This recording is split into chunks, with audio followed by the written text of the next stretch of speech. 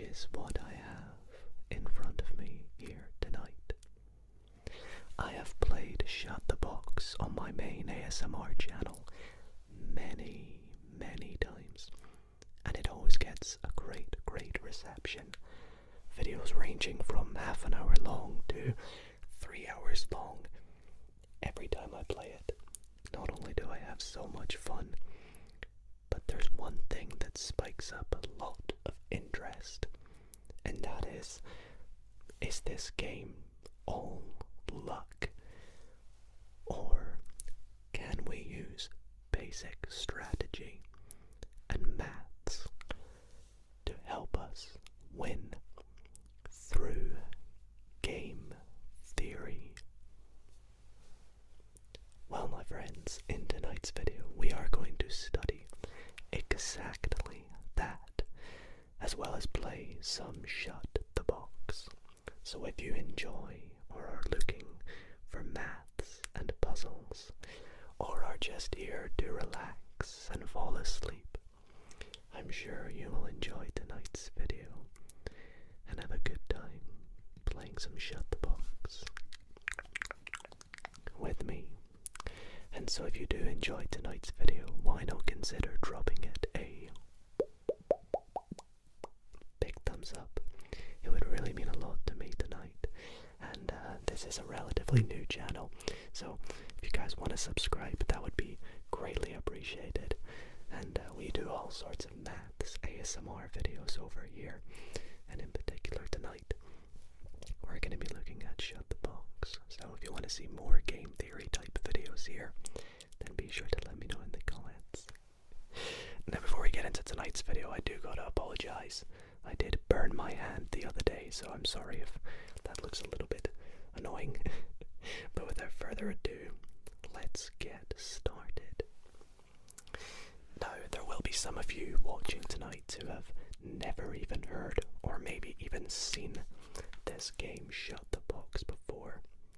Well, do not worry, we're going to start off by teaching you exactly how it is played and a little bit about the history of the game as well. So, how does one play the game Shut the Box? So, Shut the Box is a game which dates back to the 12th century. Early forms have been found of it. However, it mainly became popular on TikTok in around 2017, 2018. And the game Shut the Box is, as far as I'm aware, more commonly known as a single-player game, although it can be played with 2 players or more, as I have seen. But the version we're going to be looking at tonight is a single-player game. And the game is set up and played as such. The game involves a wooden box, board type situation, and 2 die. 6-sided die. And with the board, or the box, included are these 9 numbers, 1 through 9. And they are on these sort of slacks or slabs, I don't know what you want to call them. And they can be in one of 2 positions. The first position is what is generally known as shut, which is when the numbers are down, like so, and flat. It's also known as closed. Or the number can be open or up, which is when the number is sort of leaning against the back wall and at an angle like so. So let's open up all the numbers because the game begins with all 9 numbers being open. Now, to play Shut the Box, you take the 2 6-sided die and you give them a little shake.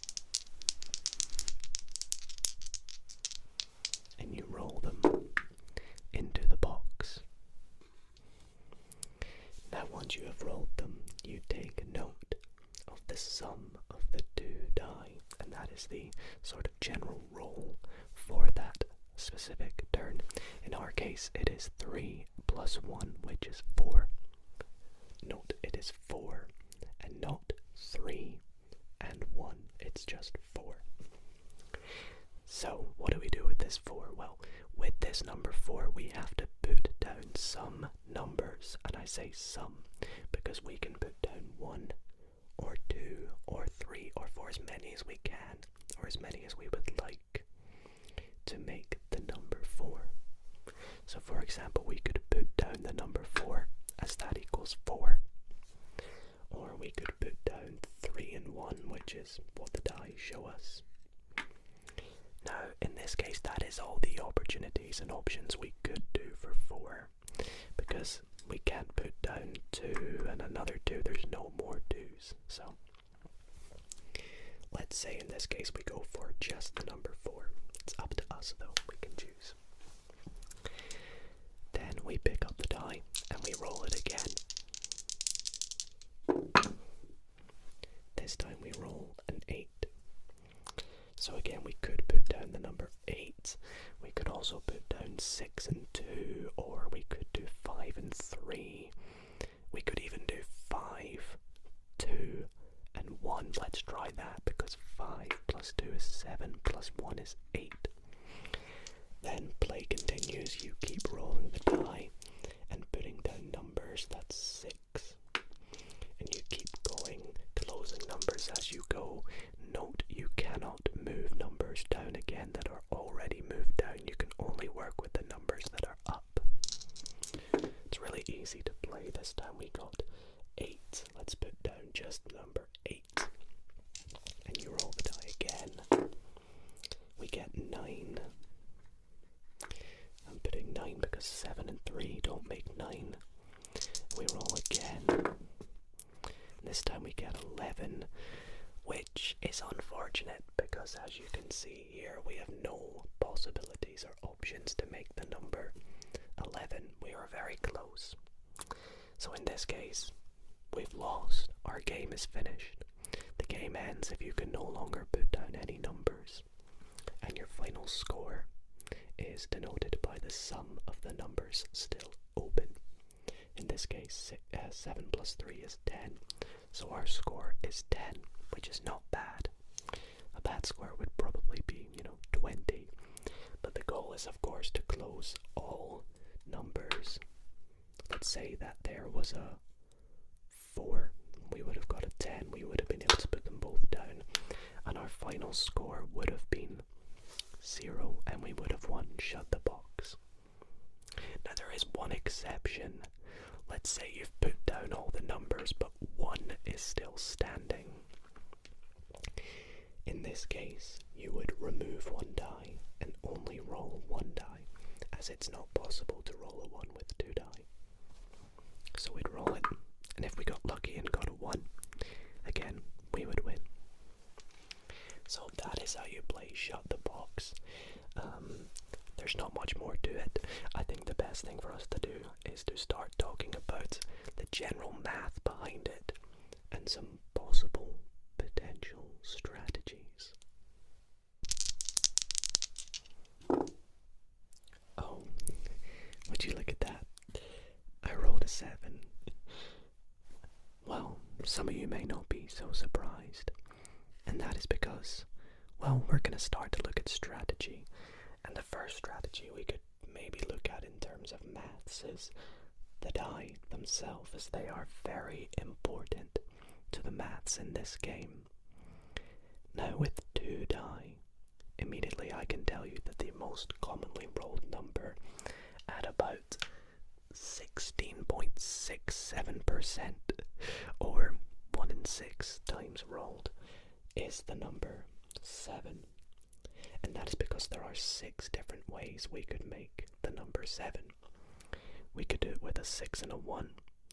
We could also do it with a 6 and a 1 the other way around, as in 6 and 1. We could do it with 4 and 3, and then vice versa, 4 and 3. Or we could do it with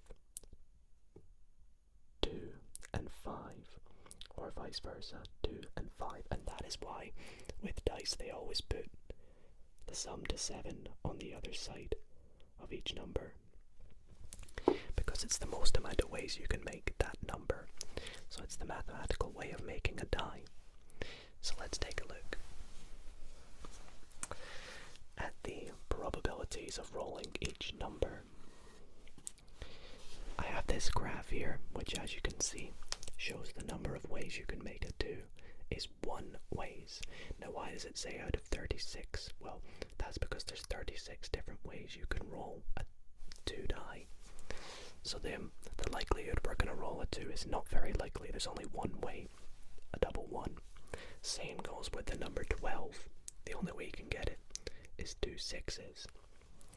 With a 3, there's 2 ways you can do it, a 1 and a 2, or vice versa, a 2 and a 1. So 2 and 36, or 1 and 18. 3 and 36 for a 4, so slightly higher, an 8% chance. And then almost at about 1 in every 10 times you'll roll a 5. Whereas for a 6, it's 13.889% chance with 5 out of 36 possibilities.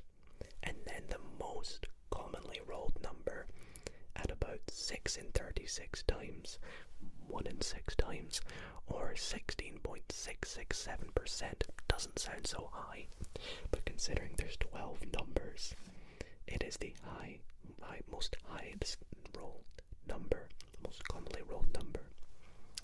And you might notice as it gets greater, 8, 9, 10, 11, 12, it sort of mirrors that number 6. It goes 5, then 4, then 3, then 2, then 1.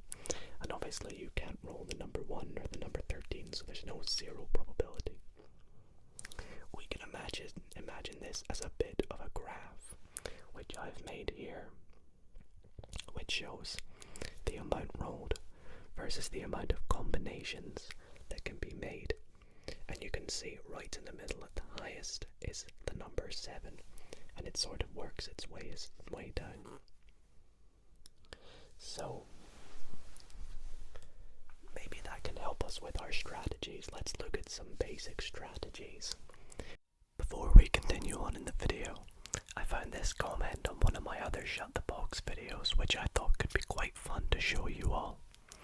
It caught my eye because they said you asked someone to keep track of how many 7s you rolled, so I took it one step further. And this person here has actually gone through the video and counted the amount of times I rolled each number. Not surprisingly enough, as you can see, 7 was rolled the most at 20 times.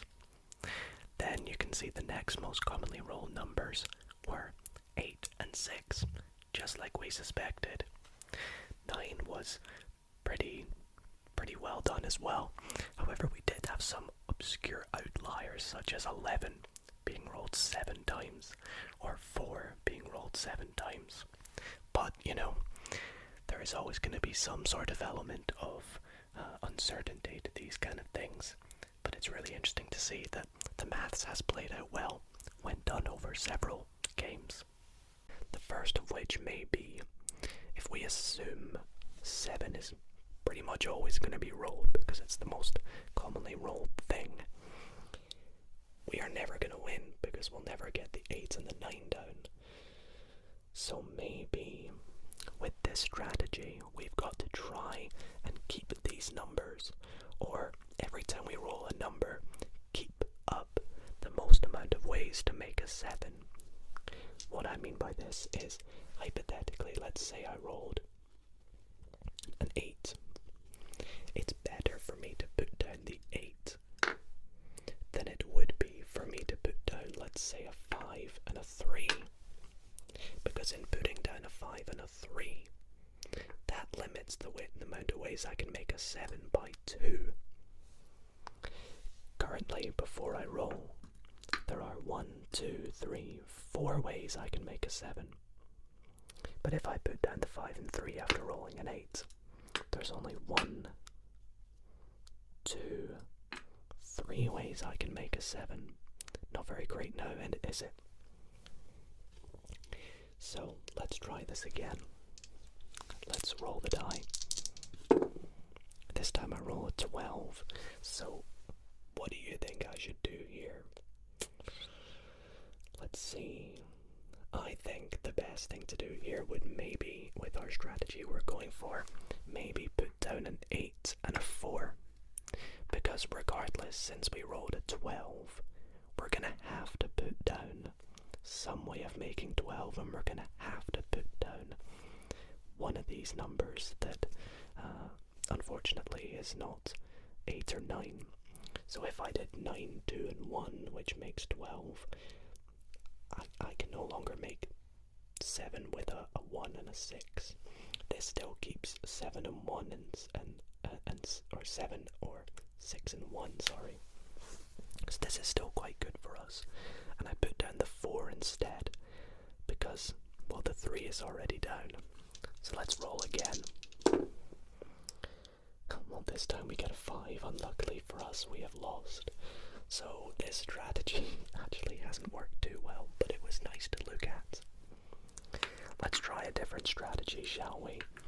I know, let's try a fun one. Let's put down as many numbers as we can on each roll. Let's give it a go. 8. Okay, so the most amount of ways of making an 8 is 1 plus 2 is 3. And then we're going to have to go plus 5, which is 8. We can't do it with 4 numbers, unfortunately. So that's the most amount of numbers we can put down to make an 8. Let's roll again. A 4, so we can put down a 4. That's the most amount of numbers we can put down anyways. Then we get a 10. So the most amount of numbers is 7 and 3. Well, with a double digit number, we're going to have to put down 2 numbers at least. And then we roll again. We get another 10. Well, unfortunately for us, we no longer have any numbers left that we can put down to make 10. So maybe this doesn't work so well. I mean, we lost on, what was that, after our 3rd try. So maybe that's not so good either.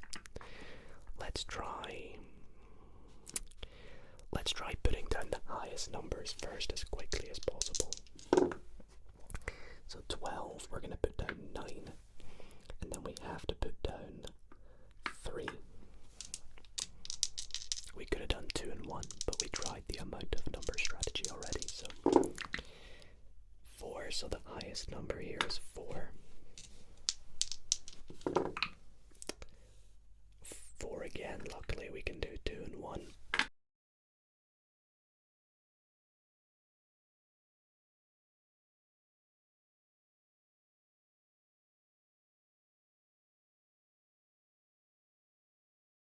So clearly this shows that aiming for one side of the board's numbers, or the box's numbers, does not work. How about we try and keep the number 1 up for as long as possible. Let's give that a go. So 12 again. So let's put down 8 and 4. I'm just going kind of random here. We have 10, so I don't want to put down 9 and 1, so I'm going to go 7 and 3. 7. Well, I could do 6 and 1, but I'm trying to keep the 1, so we're going to do 5 and 2. See, I'm going with the idea that 1's going to be very useful, and that's because I can apply 1 to every single number here to make another number. And 4, so unfortunately there we've lost. So again, this isn't helping us win.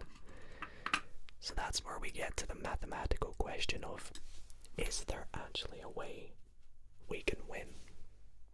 And the answer is yes. When researching into the best way to win this game, I thought I would try it on my Twitch live stream. So one stream while I was playing this game, me and my chat decided, let's look into the best ways to win this game. And I stumbled upon this post here, which is on a forum on a website called Stack Exchange, where someone asked if there was a solution or a method to win Shut the Box. And I saw this answer here, which really caught my eye for 2 reasons. reasons. The first reason is, well, the explanation, which says any panels you close on a turn will, by rule, always have the same sum. So a given roll will always reduce your score by the same amount. And that kind of goes back to what I was saying earlier about how, regardless what score we're trying to make of 0, if I put down a 9, that is no different from putting down a 6 and a 3. So aiming for the high numbers doesn't actually impact our score. This next bit is a very interesting bit. It says, so all you can do is leave open as many possibilities as possible for future rolls. You can do this by closing as few numbers as possible on each roll. So for example, closing a 5 is better than closing 2 and 3, because if you roll a 2 or a 3 in the future, the 5 won't help you, but the 2 and the 3 together can serve any purpose the 5 could serve. Now that sounds a bit confusing, but what does it mean by that? Well, what it means is, let's say I did roll at 5, we'll go 2 and 3. If I put down a 2 and a 3, that limits the amount of ways I can do a 2 and a 3 in the future. You see, I can no longer put down a 2 if I happen to roll a 2, and I could not put down a 3 if I rolled a 3. However, let's go back to when I rolled that 5. If I had put down that 5, I can still do a 2 if I rolled a 2. I could still do a 3 if I rolled a 3. And I could still do a 5 if I rolled a 5. So I'm keeping the amount of ways of making any roll that I get on this next roll possible. So that was the first thing that caught my eye. The second thing was, they said here, a table is available which shows which numbers are best to close given the current close numbers and the current dice roll. Now before we click on this table, I want to say a huge shout out to G Jorda 2, and I also want to say a huge shout out to Bill Butler, who made this crazy table which I'm about to show you all, which looks very hectic and crazy, but I'm gonna explain it all to you. It's probably the biggest table I've ever seen. So it basically says, this table shows which flip combinations should be done given the numbers that are already down and what you have rolled. So what it says is, let's say the numbers that are already put down here are, let's pick a random one, like here. Well, that was a bad one, but let's say 2 and 8 are put down. So this is 2 and 8. This says here, if you rolled any of these dice sums, what numbers you should put down. So obviously it starts at 2 because that's the smallest you can roll, and 12 is the highest you can roll. So let's go back down to that 2 and 8, and let's say I rolled a double 5, which is 10. So we'd have, this is 2, 3, 4, 5, 6, 7, 8, 9, 10. It says the best combination to put down is 9 and 1. So we could have done 7 and 3, but maybe that sort of brings back that slight aspect of keeping the 7 up. So 9 and 1, and that keeps the most amount of combinations of numbers we can still make. you'll notice the numbers we have down are 1, 2, 8, and 9. So I will find 1, 2, 8, and 9, which is 1, 2. It's going to be quite far down. 1, 2, 8, and 9 right there. Right above what I've selected, right there. And let's say I roll a 10. So again, I could do 7 and 3 or 6 and 4. It recommends if I roll a 10 on a 1, 2, 8, and 9, that I put down 6 and 4. This is looking good actually. We still have a lot of numbers we can make, and 7's still there. Notice 8 is still there as well, which is also the second most likely rolled number. So you can sort of see why this strategy is keeping the numbers closest to 7 up. Now, unfortunately here I rolled a 6, but hypothetically if I'd rolled a 7, I'd put down the 7, because that's the least amount of tiles I can put down to make 7. So this is a very interesting strategy, and it is known as the correct way to play the game. So without looking at the table, the best way to win is put down the least amount of tiles to make the number that you rolled. If you can put down 1, then that's perfect. Then 2, and then of course 3 would be the worst. There are some instances where you might have to put down 3, as you can see there, or there, which is a bit unfortunate. And in the cases where there's 0, that's because you have lost, of course. So, having studied this table a little bit, let's try this solution and see if we can use what we've just learned to help us try and win a game. So, to make this easier, I have the table up, and every roll we do I'm going to look at it and refer to it, but I'll be as quick as I can each time I do it, so I'll pop it beside me. After a while I will probably stop using it, and we'll try and rapid fire through some games, because it's not guaranteed we're going to win within 3 goes. There is still some element of luck to rolling the die. But with using maths, we can reduce the amount of luck. So let's roll. We roll a 9. Now I can tell you without looking at the table. Of course, we're going to put down a 9. Now here we roll an 8. Again, can you tell me what we should do? The answer is indeed, just put down the 8. Let's roll again. We roll a 6. Luckily we can keep going with this strategy, putting down a 6. A 4, of course we're going to put down the 4. 8. Oh sorry, no, this is 9, not 8. My apologies. I will probably do this quite a few times tonight. So we could either do 7 and 2, or 5, 3 and 1. Well, obviously we're going to do 7 and 2 because it's the least amount of tiles to put down. But before I do that, I will show you on the table. There we go.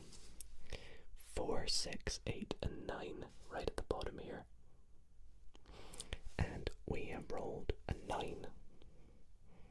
So that is going to be over here. And it says 2 and 7, of course. This is the best method. So we roll again. We get an 8. 5 and 3, of course. And we've left ourselves with the opportunity where we only need to roll 1 die to try and roll a 1. Now let's talk about this before we roll it, because here we have a 1 in 6 chance of winning, right? But if I had, let's say instead of the 1, let's say on that last go, instead of getting that 8, I got a 1, which obviously wasn't possible. Here, remember with the 8, there were, if I go back to my table with an 8, there are are 5 in 36 ways of getting an 8. That is 13.89% chance. Whereas if we remember, we said that 6 out of 36, or 1 in 6, which is what we need for the 1, is 16.6% chance. So there's a higher possibility of this happening than this. So it's more likely that we're gonna roll a 1 with 1 die than an 8 with 2 die. So doing this method that we've done, we've narrowed it down to the highest possibility, and I really hope we can roll a 1. And oh my gosh, we actually did. So, would you believe it, using this method, we actually managed to win. Shut the box. So that was pretty cool, but could that have just been a fluke? I'm actually quite surprised that we won it on our first time using the strategy. Let's put the numbers back up. Let's try this strategy again. Now this time, I'm going to try not to refer to the table, because the table is quite big and quite annoying to keep bringing in and out. But there is going to be some instances where, let's say I put down the number 7. I could put down a 6 and a 1 here, or I could put down a 5 and a 2, or I could put down a 4 and a 3, had I had rolled a 7 again. And in this case, I don't actually know the correct maths, but apparently 5 and 2 is the best in this instance. I've looked into this example, and I'm wondering if it's to do with keeping 6 up, because it's a very likely number to be rolled. But then again, wouldn't you want to put down 6 and 1, because 1 is not that likely at the moment anyways. And same goes with 4 and 3. If I put down 4 and 3, I've still got 6 and 5 up. So I don't know, but supposedly 5 and 2 is the best here. So if anybody has any insight to that, please let me know in the comments. But let's try without referring to it. So 12. Okay. So here we have to put down 2 numbers. And I'm gonna guess it wants us to put down 8 and 4. Because 7 and 5 are still pretty likely. Here we roll an 8. I'm gonna go for 6 and 2, I think. I might be wrong with this. It's quite a nice up, down, up, down, up, down, up, down pattern. We roll a 10. Let's go with, I'm gonna go with 9 and 1, because I'm pretty sure having these numbers up is pretty good.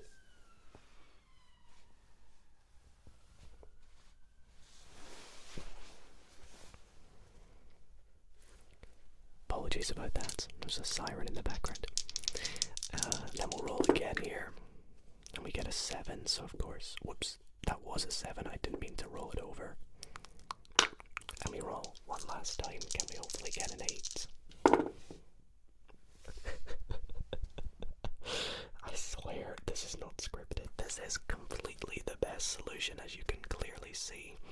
All the other strategies we tried earlier just aren't working, and all of a sudden, after we apply this technique, this mathematical technique, we have won 2 games in a row.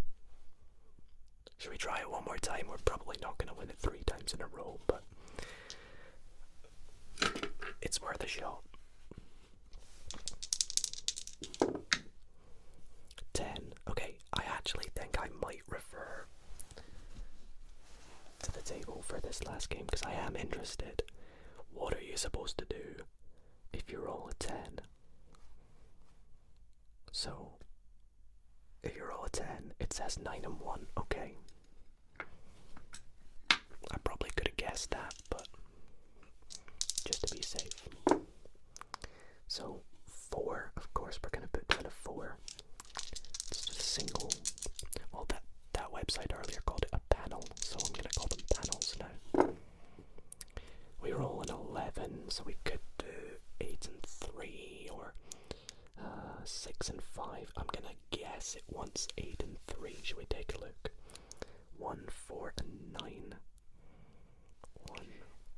Sorry, I don't know why that took me so long to find. 1, 4, and 9 is here. We've rolled an 11. So let's take a look. 1, 4, 9. We roll an 11. 8 and 3 it says. Which is what I correctly guessed. We get a 10. Oh no! Very unlucky, I think, here, because unfortunately we haven't been able to make a 10. But it was interesting to see 2 out of 3 games played here we managed to win using the basic strategy. And so if you guys have shut the box, I'm telling you, try out this strategy and impress all your friends and family by winning the game. This is such a fun game, honestly.